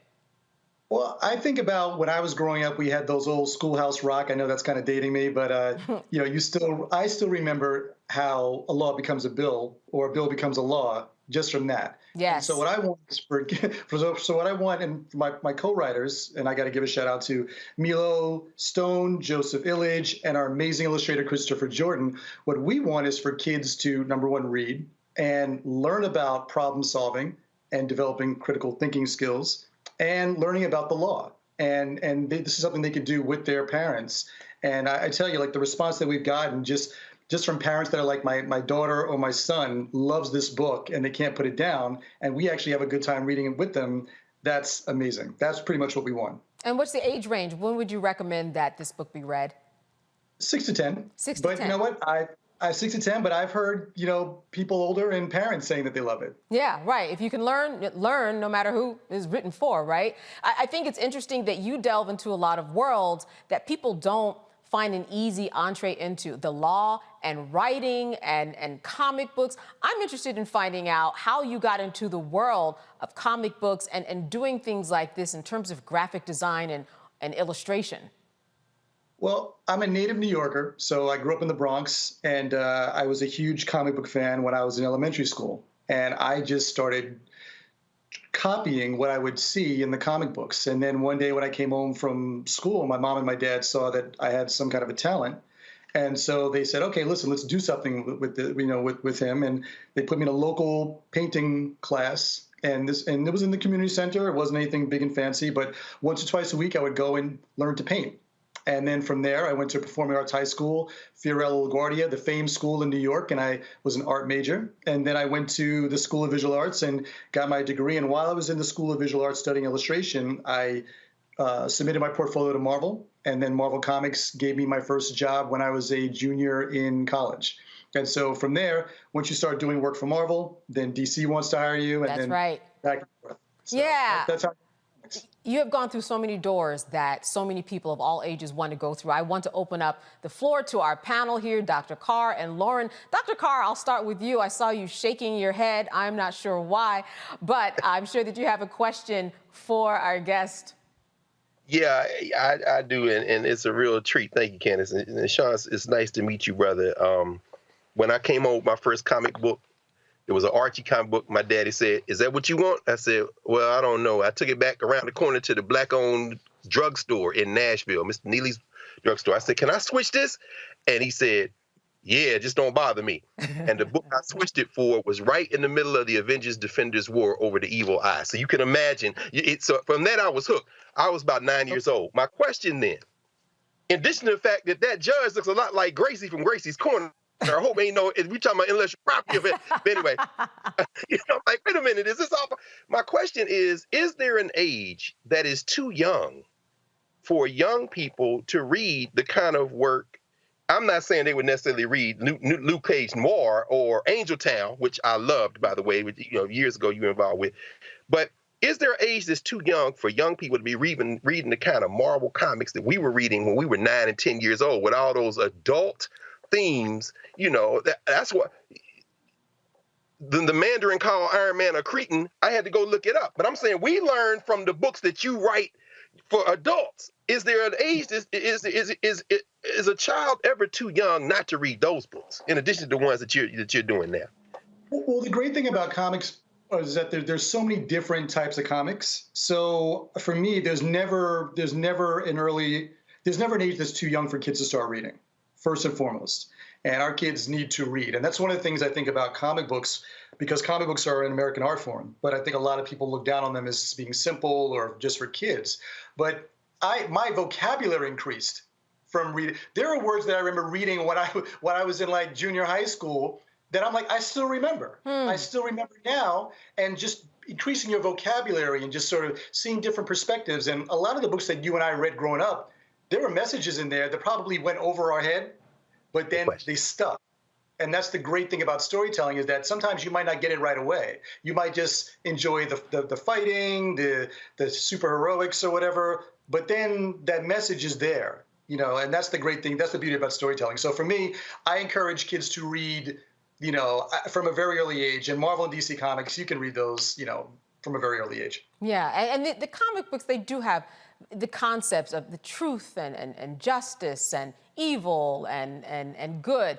That certainly, even if you don't remember the words, that sticks with you. Lauren, I wanted to bring you in here. Question. Do you think that your books help with conflict resolution? Because we're kind of in an era where young people are spending a lot of time in a sort of passive-aggressive communication when it comes to social media, particularly Twitter and Facebook. So you find, I found a little bit where there's kind of a trend to not want to engage in debate and arguing. It's sort of Greg would know better than I, but I've encountered amongst our Gen Z friends that they don't do conflict too well. They don't do debate and argument too well. It's sort of a my way or the highway type of thing. So I'm wondering, was part of your motivation for your books to sort of help young people with conflict resolution and the types of things that go on in the courtroom where you have evidentiary process and people presenting their cases and stuff like that? Well, I think it's a great question. I think that, if anything, I think that kids today are more impulsive. I think that social media just allows you to pop off with a question or a comment or like a diss, just like that. And so I think one of the things about Judge Kim is really getting kids to slow down and be more thoughtful. A lot of times, listen, sometimes you might see something that really offends you and you might be like, wait, what? But then it's better to kind of take a breath, slow down. And sometimes that pause can save you a world of hurt. And so I think with these books, we really want kids to kind of slow down, listen to all sides, and make a reasoned decision, a reasoned choice, and really figuring things out based on evidence and based on facts. And I think that's really the beauty of these books, if I do say so myself, which is just to get kids to really slow down and think before you act. Think before you jump to a conclusion. Because sometimes, when you see something in like a span of 5 seconds, you're probably not going to have all of the information about that to make a really informed comment or decision. So we just really want kids and their parents and adults to sort of slow down and listen more, and then make a more thoughtful choice in life. Sean Martinborough, how do we get the book? They're available at all bookstores. Judge Kim is put out from Simon & Schuster, so that they're available through Simon & Schuster, Amazon, and in bookstores, everywhere. All right. Sean, thank you so much for being with us. What an interesting career. Learned quite a bit. Nice to have you. Thank you so much. Thanks for having me. Absolutely. All right, Roland Martin Unfiltered. We'll be right back right here on the Black Star Network. Don't you think it's time to get wealthy? I'm Deborah Owens, America's Wealth Coach, and my new show on the Black Star Network focuses on the things your financial advisor or bank isn't telling you. So watch Get Wealthy on the Black Star Network.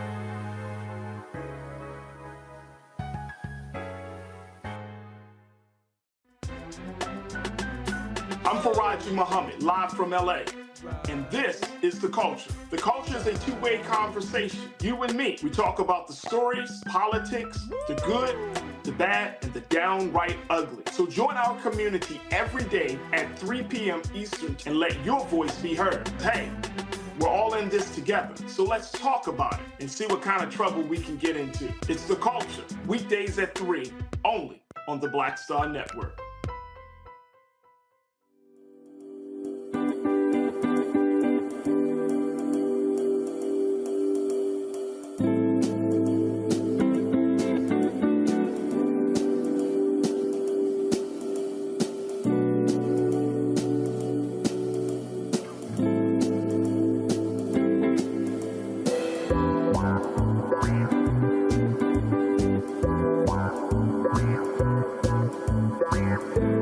It's John Murray, the executive producer of the new Sherry Shepherd Talk Show. You're watching Roland Martin Unfiltered.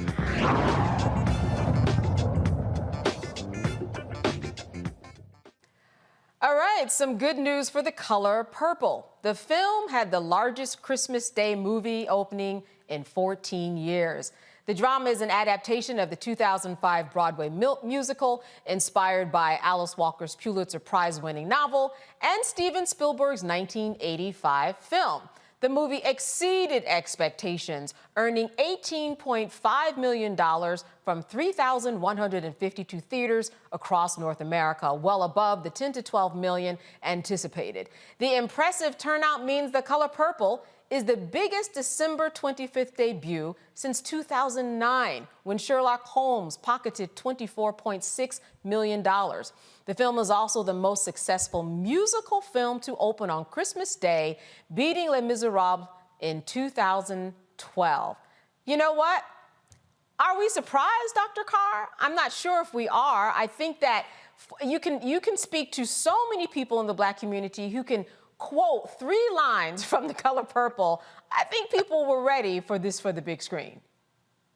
Well, you know, I'm of mixed opinion on The Color Purple. I mean, having read the book many times, remembering that, as I'm sure we all do when the first movie came out, I understand Steven Spielberg's obsession with it and Oprah's, but there are so many more stories for us to tell. And I'm getting a kick out of this this whole experience of Black folk being surprised at the LGBTQ, the queer scenes in it.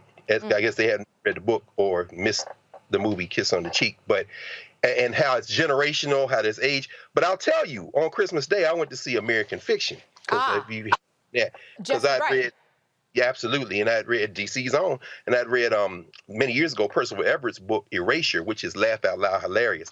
And going into the theater, all these Black folk were going in to see The Color Purple. They had on church clothes, they had on African clothes, mostly women, but men too. And I was like, wow, I go into the American Fiction and I could count the Black people on one hand. Big audience, almost all white. To me, that says something about how our taste has been curated over the years. I'm not surprised by those numbers. It's a great thing. But the whole theme of American Fiction is how we are crafted to want certain narratives by a society that don't give a damn about us. And I'm all anyway, I shouldn't even happy about the numbers. Right. And I'll see eventually, but I think there are a lot of other things that this should probably trigger us into a conversation about that we're not going to have.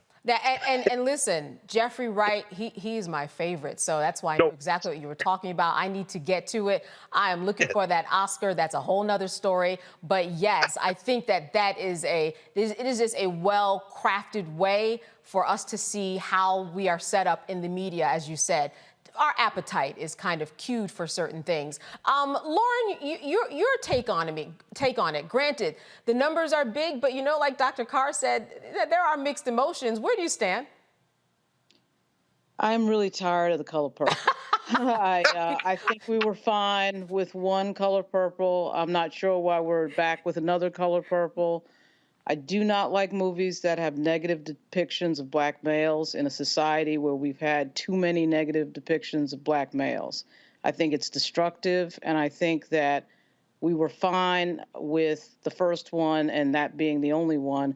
And to Greg's point, there are so many stories in Black American history that have not been told, particularly civil rights movement, just that piece of history alone. But I also think about the Civil War period as well. We did do the Massachusetts 54, but we really actually didn't because, of course, that was told through the eyes of a white general, Wagner. And I'm a history major, and I'm well aware of a lot of the stories that haven't been told. Hidden Figures was really a moment where you realize all the stories that haven't been told. And I'm just nothing against anybody, but I am tired of the color purple. Mm-hmm. It obviously is speaking to a lot of people, Dr. Carr. When I speak to women especially, it resonates with them. There are shared kind of histories and moments, things that are on the table that people want to talk about. But are you in the camp of Lauren in that, okay, it was good and had a message, but it's just too much, and there's so much more that we could be focusing on? Yeah, we all love black people. Let me start with that. And let me say, I'm glad you said it, Lauren. I wrote my senior undergraduate thesis and used The Color Purple as one of the novels that I talked about in terms of protest fiction. I think the book is deeply flawed. I think the first movie, was absolutely a white vehicle that they used to do exactly what Lauren said. I think the musical, which I did not see, but when I see this movie and from what I'm reading about it and some clips I've seen, it does exactly what Lauren said. And when the movie came out, Ishmael Reed was very critical of the movie for the exact same reason. He said, this ain't even about black people. This is about what you think black people are about. And I think it resonates with us because we don't get to those deeper issues. This is a real conversation we need to have. We can't have it. We behave in many ways like a race of children. Adolph Caesar, Danny Glover, the ensemble cast of the original movie, I think there was some nuance there. When I look at Coleman Domingo, for example, who's a fine actor, but I watched, what's the Obama vehicle, the Obama-produced vehicle on Netflix? Rustin. Rustin. Rustin. Trash.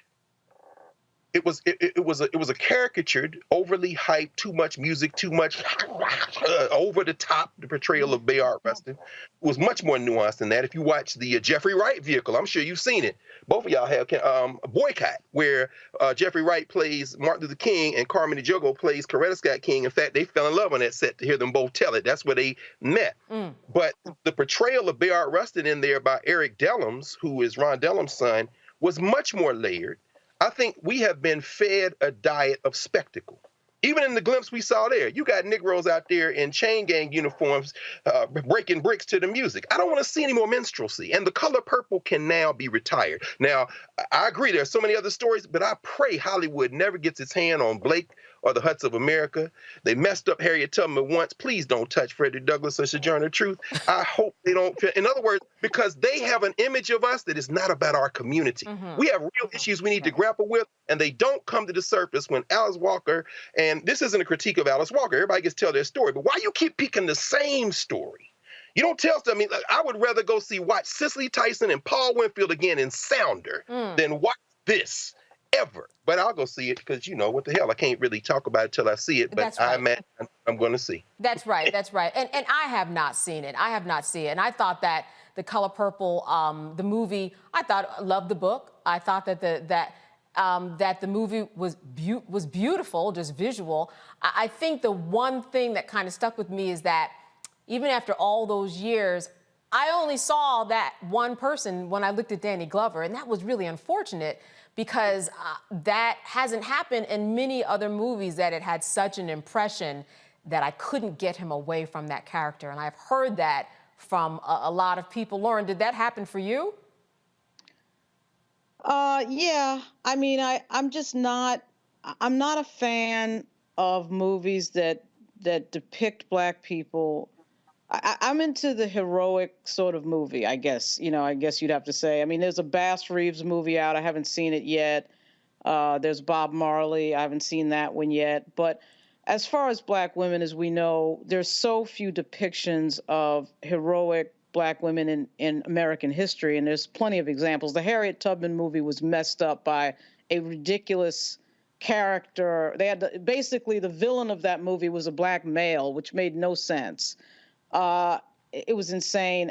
But, it's because the people who produce these movies have no interest in accurately depicting what Black Americans have done in this country. We see it on a smaller level in journalism all the time, and on a grander level in Hollywood. So I'm always dubious of anything produced by someone that doesn't look like me, that doesn't really care about my history. That right there is a suspicious marker.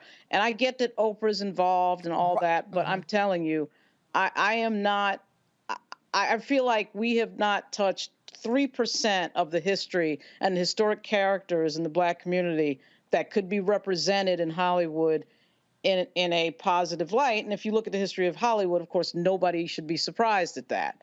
So this to me is a throwback a little bit to that history, which is ironic. I don't think any of the creators of this would ever think that, but I'm not really in any way interested in seeing that story again. And there's, like I said, there's so many other stories out there to be told. And ways, I mean, Red Tails was a good example of how we are very rarely depicted, Black people very rarely depicted as heroes. And of course, he had to finance that himself because Hollywood didn't want to do that film because it depicted Black people as heroes. So I'm just not, I'm okay with seeing The Color Purple from the 80s, and I don't need to see anything again. I'm not convinced I need to see anything again. I'm going to flip the script a little bit here, and I think that the numbers do tell us many, many things. One of those things is that we do go to the movies. There were, remember years ago when they said, don't even make Black movies because Black folks don't go. Black folks don't go to Broadway. Black folks don't go to plays. Black folks don't go to the movies. Don't put the Black person on the poster in America, certainly not in Asia. That's going to offend the population. And I think that with these numbers, it does at least tell that story, Dr. Carr. Well, I mean, if nothing else, we're a race of consumers in the United States. They've known that for a long time. When Melvin Van Peebles made Sweet Sweetback and had to rent out theaters, and they kept selling out, they realized that. And that, of course, set off a boom that they like to call Black exploitation, but it came from independent Black filmmaking. The conflicts and the conflict resolution mechanisms we have in our communities have been portrayed in film. Julie Dash. I mean, if you want to go see the layers of Black community conflict and resolution, go see Daughters of the Dust. I mean, it's great independent film, but it's not. But see, they're not, like Lauren said, they're not going to fund that because that's speaking to us about us, and it's not looking away from our challenges. Danny Glover, I'm glad you raised that, Candace. There's an excellent film by one of Julie Dash's classmates and Holly Greenman. They called the L.A. Rebellion out there at UCLA. Named Charles Burdette, a fantastic movie called To Sleep with Anger, where all these Negroes from Louisiana moved to LA and there's this conflict, it's generational, it's women and men, but they resolve it and it's grounded in the culture. They are never going to make that. I don't ever have to see another Tyler Perry movie again because I'm sick of the minstrel show. Tyler Perry is an embarrassment in so many ways, even as he continues to make money and support Black people and, not necessarily let the writers be unionized. But when Taraji Henson raises the issues that she raised connected with this vehicle, and then people remember Monique, then people have to understand that my classmate Oprah, and I say that because she came back and finished her degree in 1987 at Tennessee State, and I was in that graduating class. I was student body president, and what I said about Oprah that day as a student body president, they banned student body presidents from talking at Tennessee State graduations for like 10 years. Because I'm saying, look. Thanks to you. Words of Sean Carter, I'm a hustler, baby. And I want you to, it's not where I've been, it's where I'm about to go. I don't have to see anything. You know what people think of us by who they pick to curate to tell our stories. Lauren, thank you for freeing me to say what was really on my mind. Lauren, you opened that door. I mean, he has that Tyler Perry, which I will not even get on. I was in Atlanta, did go by, and I saw his beautiful studio. I will say that. And the documentary is compelling. I will say that. That's all I will say on Amazon. It's quite a story. Did you watch it? Yeah. Absolutely. He curated it himself. And so I watched him tell the story that needed to be told. I'm not going to let y'all critique me. I'm going to celebrate me and make it look like I'm critiquing me on the way to the celebration so that y'all can't say I wasn't critical of myself. Anyway, we just saw the man on comic books. These narratives are very, very, very straightforward. Lauren, I'm blaming you. Opened that door. He walked in. I really appreciate it. Lauren, you Lauren, I want to end on you. Let me know, what are you watching these days before we wrap up this show? What are you watching that has filled you? You know, I tend to do work on the computer and just have a movie in the background that I may or may not be paying any attention to. The last movie that I did watch was Maestro, which is about Leonard Bernstein. Sure, Bradley Cooper. Very well acted. I did think the storyline, the way he put the story together, needed some improvement, but I like music a lot, so anything about music I tend to watch. As I said, there is a Bob Marley movie coming that I'm looking forward to. I hope that's not messed up, because to me, Bob Marley is one of the most important figures in music in the last 50 years. And, you know, I just can't. And when I think about Color Purple, I just think about all the people who have not been covered. You know, Chuck Berry, who's really the father of rock and roll, and you could just go on and on. And so I watch a few things typically on Netflix, but I'm not a big TV watcher. Okay. Just in general. Yeah. So listen, people are always writing me for something to watch. So thank you for that input, and thank you for the input, both of you, Dr. Carr and Lauren, for being with us today, especially during this holiday season. Thank you. Absolutely. Listen, before we leave, I do have an announcement about a podcast that I am a part of. I want you to join me in February for an eye-opening journey on a new podcast called Not All Hood, hosted by a dynamic trio. It's Malcolm Jamal Warner, the Wayusi Baraka, and it's me. We're jumping into some rich Black experiences in America, from exploring Black masculinity to unraveling threads of love and media presentation. We're going to bring you conversations that matter, pop culture, music, headlining news, and this podcast really gets into the celebrations and the triumphs of Black America. And Malcolm Jamal Warner, he opens up, which he doesn't do quite a bit. But you can follow us on Instagram at nah_notallhood, on TikTok at nah.notallhoodpodcast, and on X at notallhood for exclusive content and updates. It's coming this February. So fun to be with this group. We're down there in Atlanta in this video. Had a good time. Not All Hood coming in February. All right, it is time to say goodbye, but not for good. I will be here tomorrow because Roland will still be on vacation. Once again, thanks to my amazing guests and stimulating conversation. It was a good time, and we're gonna have another good time tomorrow night. See you then.